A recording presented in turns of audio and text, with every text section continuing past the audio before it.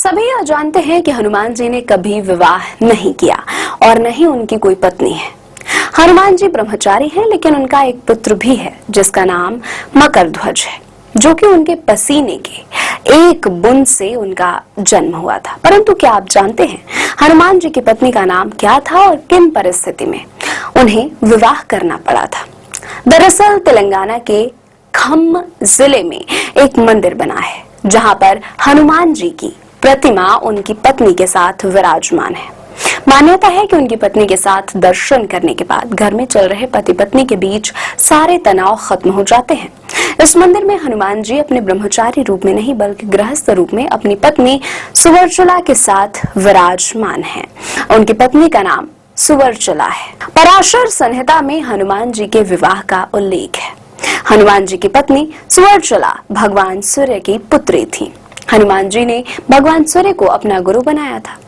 हनुमान सूर्य से अपनी शिक्षा ग्रहण कर रहे थे। सूर्य कहीं रुक नहीं सकते थे, इसलिए हनुमान जी को सारा दिन भगवान सूर्य के साथ रथ पर साथ साथ उड़ना पड़ता और भगवान सूर्य उन्हें तरह तरह की विद्याओं का ज्ञान देते थे।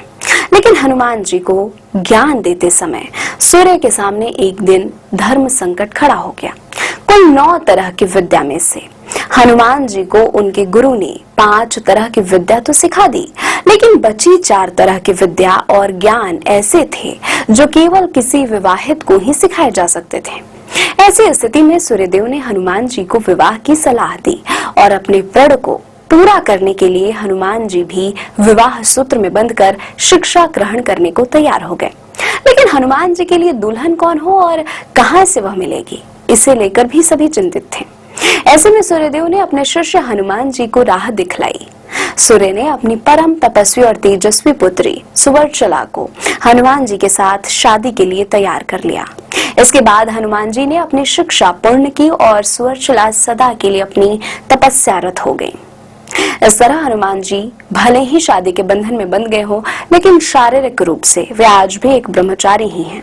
पराशर संहिता में तो लिखा गया है कि खुद सूर्यदेव ने इस शादी पर यह कहा कि यह शादी ब्रह्मांड के कल्याण के लिए ही हुई है और इससे हनुमान जी का ब्रह्मचर्य भी प्रभावित नहीं हुआ।